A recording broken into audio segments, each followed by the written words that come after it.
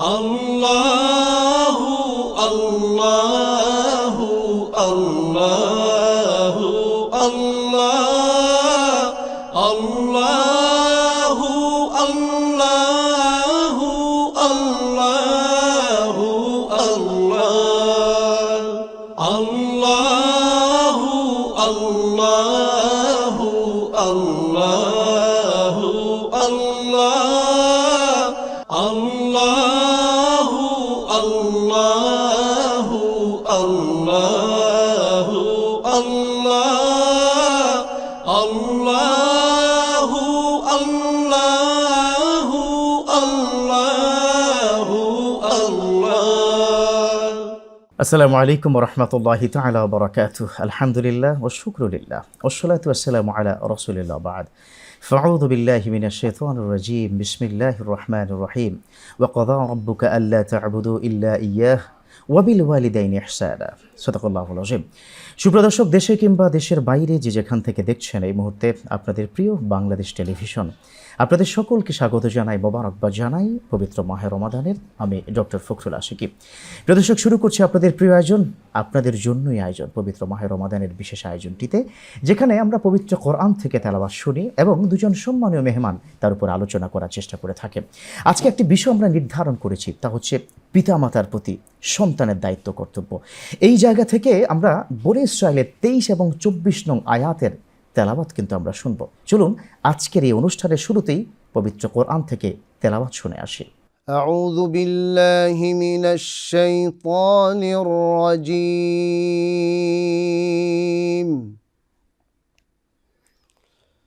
বিসমিল্লাহির রাহমানির রাহিম।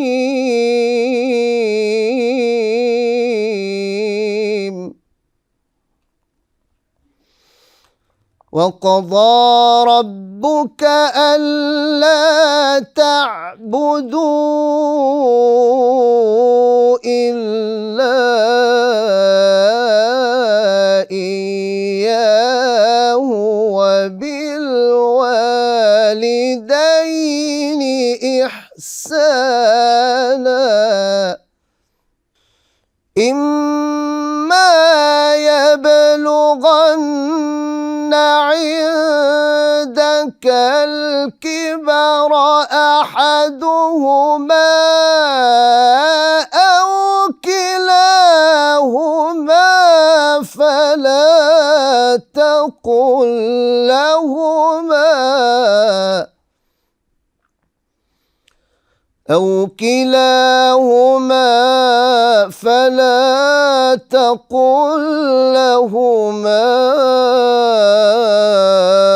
أف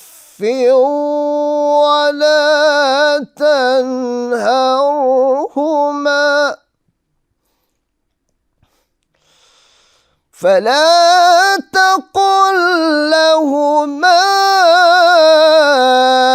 أف ولا تنهرهما وقل لهما قولا كريما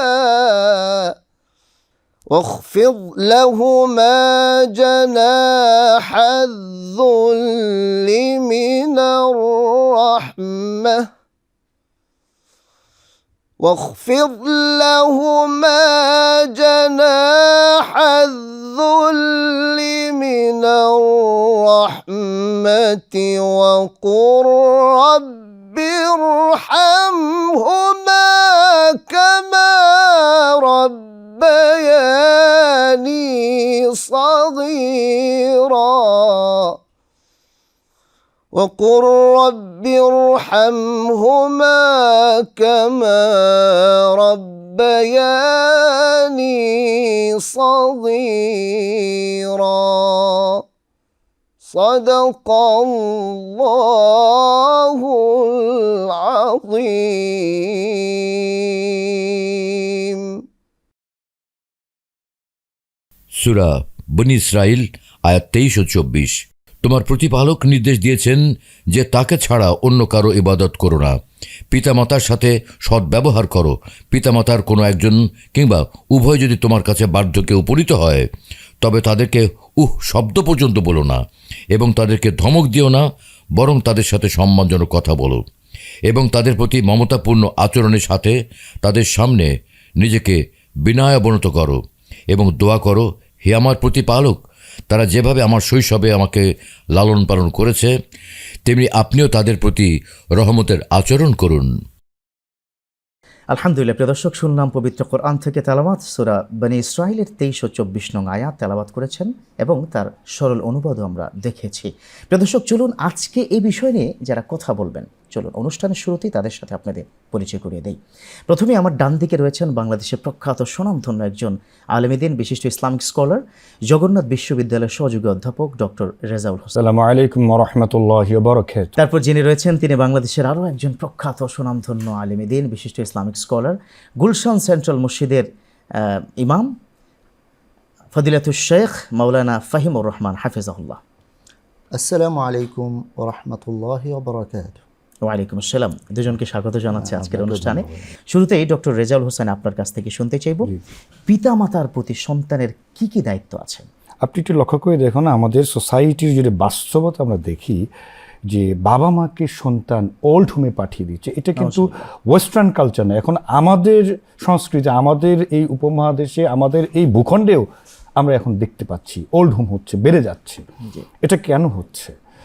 এটার পিছনে আমাদের একটু তলিয়ে দেখা দরকার এবং গভীরে যাওয়া দরকার, কারণ অনুসন্ধান করা দরকার এবং সে অনুযায়ী আমাদের ব্যবস্থা নেওয়া দরকার। কারণ এমনটা ছিল না, ইভেন আমাদের দেশীয় সংস্কৃতিতেও কিন্তু এই যে মুরব্বীদেরকে সম্মান করা, বাবা মার কথার পিঠে কথা বলা, চোখ তুলে তাকানো, এইরকম অভ্যাস, এই ধরনের আচার আচরণ কিন্তু আমাদের পরিবারগুলিতে ছিল না। কিন্তু আমরা এখন দেখতে পাই, আল্লাহ মাফ করুক, যে সন্তানের হাতে পিতামাতা মৃত্যু হয়েছে, এডিক্টেড সন্তান। পত্রপত্রিকা খুললে আমরা দেখি এই জাতীয় বিভৎস ঘটনারও আমরা দেখতে পাচ্ছি। এর মানে হলো যে আমাদের এই যে কালচারাল ডিগ্রেডেশন, আমাদের যে এই যে এত আমরা অধপতিত হচ্ছি, বালহুম আদল, কোরআন আল্লাহ তাআলা বলেছেন কাল আনাম, একেবারে জানোয়ারের চাইতে অনেক নিচে নেমে যাওয়া হচ্ছে।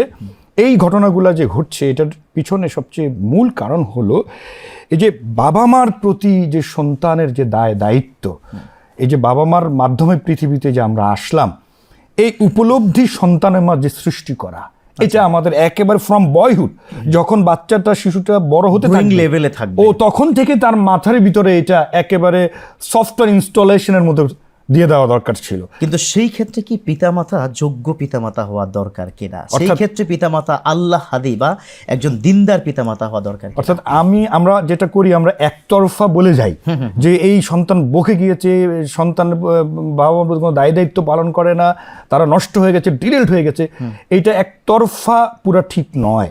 কারণ বাবা মারও দায়িত্ব আছে সন্তানকে, বাবা মার প্রতি কী দায়িত্ব সেটা তাকে বুঝিয়ে দেয়া, অর্থাৎ তাকে ছোটবেলা থেকে সেই আদলে সেই সাঁচে গড়ে তোলা, সেটাও কিন্তু দায়িত্ব, বাবা মারও দায়িত্ব।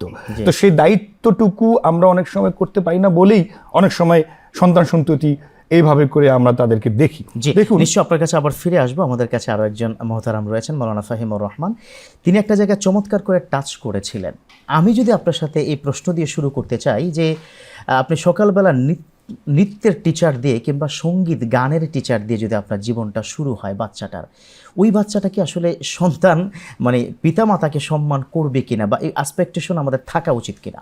সন্তানের সকালটা শুরু হয় দুনিয়াবি বিষয়ে, আর হওয়া উচিত ছিল কি যে সন্তান আমার সাথে ফজরের সালাত আদায় করবে, মাশাআল্লাহ, তারপর তিলাওয়াত করবে। সন্তান দেখবে যে একটা শৃঙ্খলা কাকে বলে, এবং সেখানে পিতাও যদি তার পিতামাতা জীবিত থাকেন তার সাথে কি আচরণ করছেন এটা সন্তান দেখবে। আমরা বাসায় দেখেছি, আমার বাবা যখন মাদ্রাসায় যেতেন, যাওয়ার আগে ডাক দিয়ে বলে যেতেন যে বাবা আমি মাদ্রাসায় যাচ্ছি। তো আমরা কিন্তু এটা শিখেছি, আমরা তো বাবার সাথে মাদ্রাসায় যেতাম। তো আমি কি করব, আমি কিন্তু আমার বাবাকে আমার মাকে একই কথা বলে যাব। আমি আজকে এখানে আসার আগেও মাকে বলে আসছি যে মা আমি কিন্তু বিটিভিতে যাচ্ছি। তাহলে এই যে বিষয়গুলো, এটা যদি চর্চাটা ফ্যামিলি থেকে শুরু হয়, তো আমরা অবশ্যই অপছন্দ করব ওই সকল আচরণগুলো যেগুলো তাদের সকাল শুরু করে বা তাদের দৈনন্দিন আচরণে এমন কিছু বিষয় থাকে যেটা তাকে পিতামাতার সম্মান থেকে দূরে সরিয়ে দেয়, তাহলে অবশ্যই এই সন্তান নিয়ে কিন্তু একদিন আফসোস করতে হবে। কিন্তু নৈতিকতা তো শিক্ষা দেয় কোরআন, অবশ্যই। এবং যে কোরআন দিয়ে আপনার যদি শুরুটা হয়, সকালের শুরুটা, তাহলে নৈতিকতা এবং আল্লাহর ভয় এবং ইসলাম কিন্তু ঢুকে গেল আপনার শরীরে। এই মানুষটা, এই কল্পটা কখনো পিতামাতার বিরুদ্ধে আচরণ করবে না। জি জি জি, তার হৃদয়ে যদি থাকে পিতামাতার প্রতি ভালোবাসা, এবং এটা তৈরি করতে হবে। সন্তান তো ছোট থেকে যখন বড় হয়ে উঠে, আমাদের ডক্টর সাহেব বলছিলেন যে এই যে তার নার্সিংটা ছোটবেলা থেকেই যদি তাকে আমরা ওইভাবেই ডেভেলপ করার চেষ্টা করি, সে এখন হলো একদম নরম মাটির মতো, মোমের মতো। তাকে আমরা যেভাবে গড়ব সে সেইভাবেই গড়বে। তো এক্ষেত্রে কিন্তু পিতামাতার অবশ্যই উচিত সন্তানকে সময় দেওয়া। আমরা যদি আমাদের সমাজের এই বকে যাওয়া ছেলে মেয়েদের দিকে তাকাই, তাহলে কিন্তু একটা বড় বিষয় আমাদের সামনে উঠে আসে যে পিতামাতা সন্তানকে যথাযথ সময় দেয়নি এবং তাদেরকে যথাযথ শিক্ষকের সাথে কানেক্ট করায়নি, কানেক্টিভিটি নেই। হ্যাঁ, কোন উপায়ে সে ভালো আচরণ শিখবে, ইহসান শিখবে, এই আচরণটা তাকে আমি শিক্ষা দেইনি। সে কি আত্মকেন্দ্রিক জীবন যাপন করা শুরু করেছে। এই জায়গায় এমন একটা দৃশ্য আপনাকে দৃশ্যায়ন করার চেষ্টা করছি। সকালবেলা বাবা ঘুম পাড়িয়ে সন্তানকে চলে গেল, সন্ধ্যার পরে ঢুকে বাবা এবং মা দুজন দুই রুমে মোবাইল নিয়ে পড়ে আছে, সন্তানটা আরেক রুমে কি করছে সেটা কি দেখছে না। এই দৃশ্যায়নটা সমাজে সন্তানদেরকে সেজন্য তো বখিল বা তাদেরকে খারাপ দিকে নিয়ে যাচ্ছে, তাই নয় কি? এটা বড় কারণ, এটা অনেক বড় একটা কারণ যে পিতামাতা সন্তানকে সময় দিচ্ছে না। এই জন্য আমরা যেটা করা উচিত বলে মনে করি, পিতামাতা অবশ্যই সন্তানকে সময় দিবে এবং সন্তানকে যেন আল্লাহমুখী করা যায়। সন্তানকে নিয়ে পিতামাতা মসজিদে যাবে, সন্তানকে মাদ্রাসায় নিয়ে যাবে, দ্বীনি শিক্ষা দিবে, এবং আমাদের মাদ্রাসাগুলো সুসন্তান গড়ার কিন্তু একটা সুন্দর জায়গা। সেখানে কিন্তু শিক্ষা দেওয়া হয় এই বিষয়টা যে পিতামাতার সাথে কি আচরণ করব, দেখা হলে সালাম দিব, সামনে গেলে তার সাথে মুসাফা করব, কষ্ট হলে কি কারণে হচ্ছে, কোনো অসুস্থতা আসলে তার সেবা করা, মানে যে কোনোভাবেই হোক পিতামাতার সেবা করার যেই বিষয়টা আমাদের সামনে চলে আসে। এবং এটা তো অবশ্যই একটা দায়িত্ব। আল্লাহ রাব্বুল আলামিন ওনার ইবাদতের পরে তিনি বলেছেন পিতামাতার প্রতি ইহসান করতে। وقضى ربك ألا تعبدوا إلا إياه وبالوالدين إحسانا। তাহলে কতটা গুরুত্বপূর্ণ পিতামাতার সাথে সদাচরণ করা। তার চেয়ে আরো কঠিন আয়াত কিন্তু আছে, ওয়ালা তুশরিকু বিহি শাইআ ওয়া বিল ওয়ালিদাইনি ইহসানা। মানে খবরদার শিরিক করবা না, কারণ আল্লাহর মেজাজ খারাপ হয়ে যায় যদি কেউ শিরিক করে। অবশ্যই এত ভয়ঙ্কর একটা কথার পরপরই যে ওয়াও দিয়ে ওয়া বিল ওয়ালিদাইনি ইহসানা, আরো কঠিন কথা। এখানে একটা চমৎকার সিগনিফিকেন্স আছে মুহতারাম যে আলোচনা করলেন, যে আয়াতটির মধ্যে যে আল্লাহর ইবাদতের পরেই মাতা পিতার প্রতি ইহসান করার কথা। কেন? কারণ আপনি লক্ষ্য করে দেখুন, আল্লাহ তাআলার সাথে শিরক করা মহাপাপ, ইন্না শিরকা লাযুলমুন আযীম। কারণ আল্লাহর কোনো পার্টনার নেই, শরীক নেই। ঠিক এট দ্য সেম টাইম বাবা মার কিন্তু কোনো পার্টনার নেই। এই সন্তান আরেকটা বাবা নেই, আরেকটা তার কিন্তু মা নেই, কারণ এক বাবা এক মার কাছ থেকেই আসতে হয়। মাশাআল্লাহ, এখানেও কিন্তু তার কোনো পার্টনারশিপ নেই। সুতরাং আল্লাহ তাআলা এই জন্য বললেন, যেহেতু আমার সাথে শিরক করা সবচেয়ে বড় জুলম, ঠিক বাবা মার সাথে ইহসান না করা এটা অনেক বড় একটা জুলম, অনেক বড় একটা গুনাহ। একটা পয়েন্ট যদি আপনি একটু আমাদের উত্থাপন করেন, যেহেতু আমাদের সোশ্যাল মিডিয়া অনেক আপডেটেড হয়ে গেছে, তাই না? আমাদের একই ফ্যামিলিতে 5 জন মানুষ 10টা মোবাইল এবং প্রত্যেকটা অ্যান্ড্রয়েড সেট, রাইট? ওই জায়গা থেকে আমাদের সমাজে এই মুহূর্তে অ্যান্ড্রয়েড মোবাইলটা কিংবা সোশ্যাল মিডিয়াটা মিসইউজের কারণে পিতামাতা থেকে সন্তানের কোনো দূরত্ব তৈরি করছে কিনা এর একটু সিগনিফিক্যান্টটা যদি আপনি একটু। অবশ্যই দূরত্ব তৈরি করছে, আমাদের মোহতারামা একটু বললেন। এবং আমরা আসলে এভাবে বলবো যে আমরা কিন্তু এই সোশ্যাল মিডিয়া, অ্যান্ড্রয়েড বা ডিভাইস থেকে দূরে থাকতে পারবো না।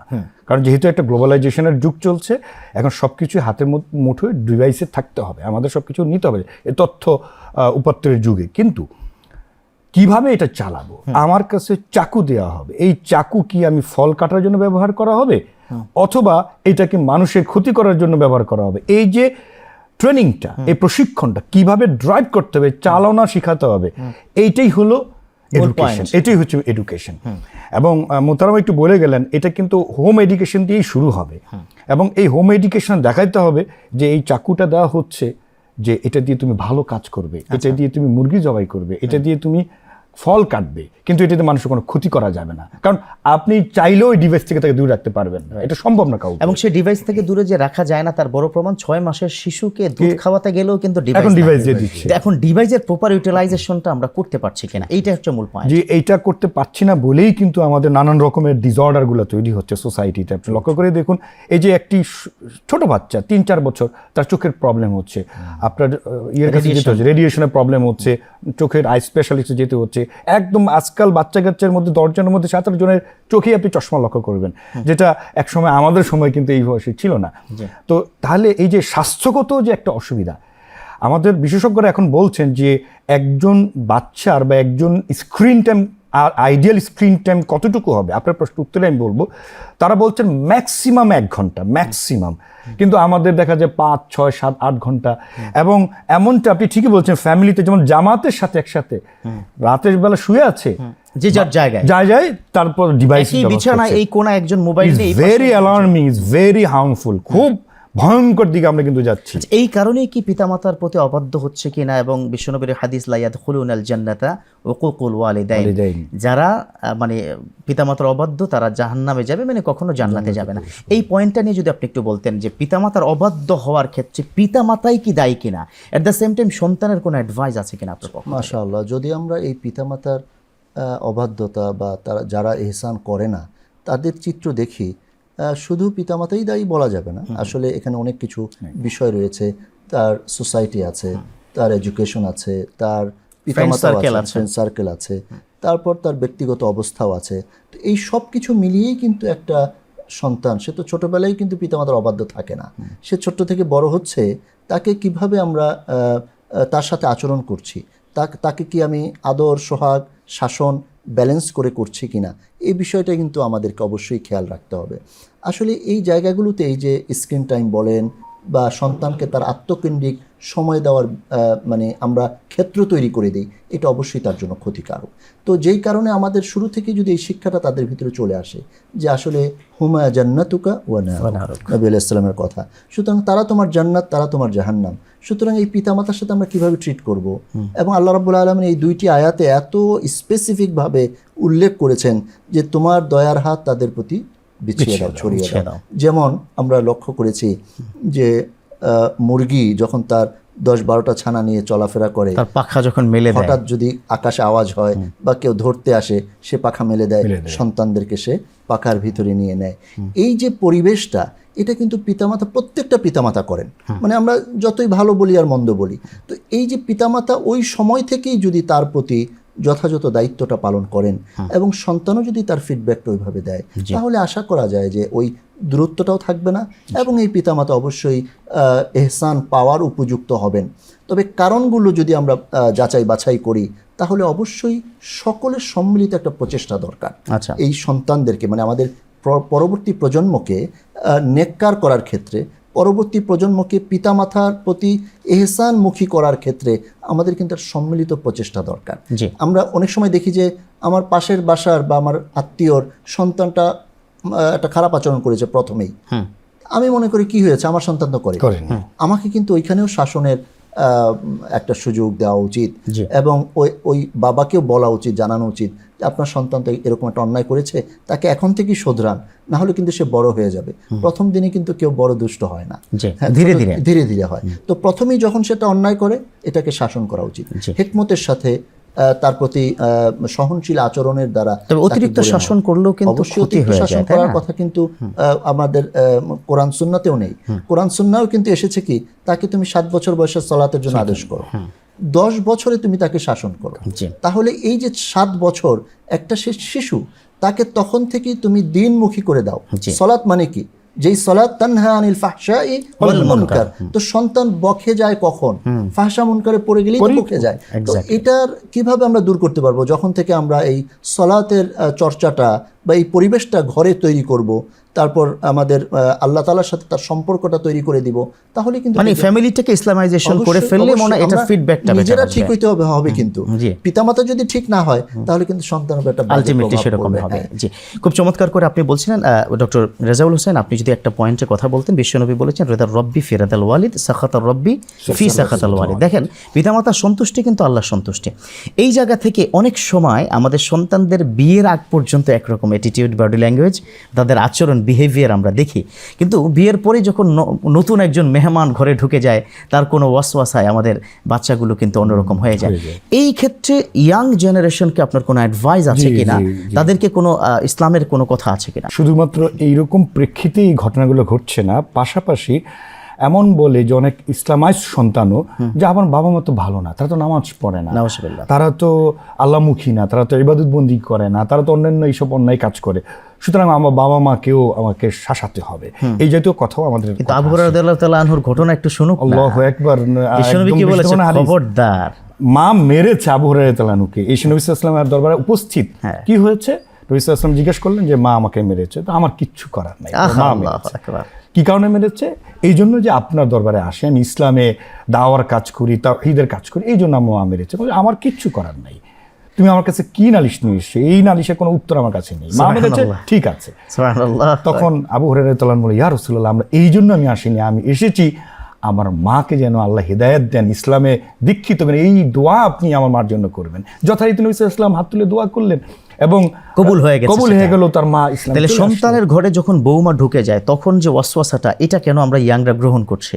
এটা গ্রহণ করছি এটা এই জন্য যে আমাদের ভিতরে একটা সত্তা কাজ করে, সেটা হচ্ছে যে এখন আমার বাবা মা আমার প্রতি যে দায় দায়িত্ব ছিল, সে দায় দায়িত্ব তো তিনি পালন করে ফেলেছেন, এখন তো আমি স্বাবলম্বী, আমি স্বয়ংসম্পূর্ণ, কর্মক্ষম, এখন আমার সিদ্ধান্ত। এই যে মোহতারাম একটু বলেন যে এই যে আত্মকেন্দ্রিকতা, সেলফ সেন্টার বা স্বার্থপরতা নামক এই যে উপাদান, এইটা আমাদের মধ্যে ঢুকে যায় বলে যখনই তাকে এই ওয়াসওয়াসাতে যখন ইনফ্লুয়েন্স করছে এবং তার সাথে আরো মানে স্ত্রীর পরিবারে অনেকেই যুক্ত হয়, এটা বাস্তবতা বলছে, সবার ক্ষেত্রে তা না, তখন সে আরো বেশি এতে প্রভাবিত হয় এবং বাবা মার সাথে সেটা করে। কিন্তু আমাদেরকে এটা মাথায় রাখতে হবে যে সর্বক্ষেত্রে বাবা মা যদি ইভেন শিরকের সাথে লিপ্ত হয়, তারপর ওয়াসাহিবুহুমা ফিদ দুনিয়া মা'রুফা, তাদের সাথে সদাচরণ একেবারে ওয়াসাইনাল ইনসান, এটা আদিষ্ট করা হয়েছে। অতএব এটাই চূড়ান্ত কথা।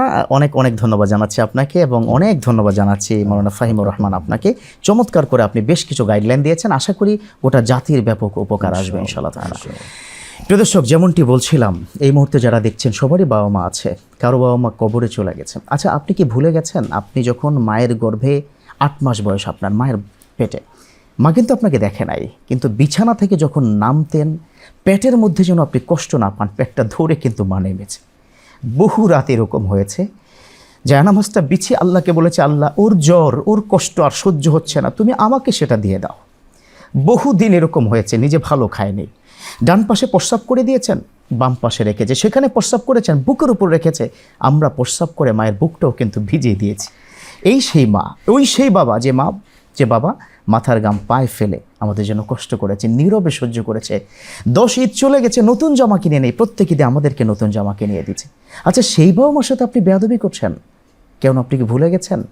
আপনি যখন বাবা মা হবেন, ইয়াং তোমাদের বলছি, তখন তোমরা বুঝবে কতটা কষ্ট তারা করেছে। প্রিয় দর্শক, সেই পিতামাতাদের জন্য দোয়া করতে চাই আজকে, যে পিতামাতা চলে গেছে কবরে, সন্তানের দিকে তাকিয়ে আছে। আজকে আমরাও 3 জন সন্তান, আমরাও আল্লাহর কাছে হাত তুলে গোটা বিশ্ব মুসলিমের পিতামাতার জন্য দোয়া করব। আমি মাওলানা ফাহিমুর রহমান গুলশান মসজিদের ইমাম সাহেবকে বলবো আমাদের গোটা মুসলিম উম্মার জন্য আজকে দোয়া করার জন্য। শুকরান।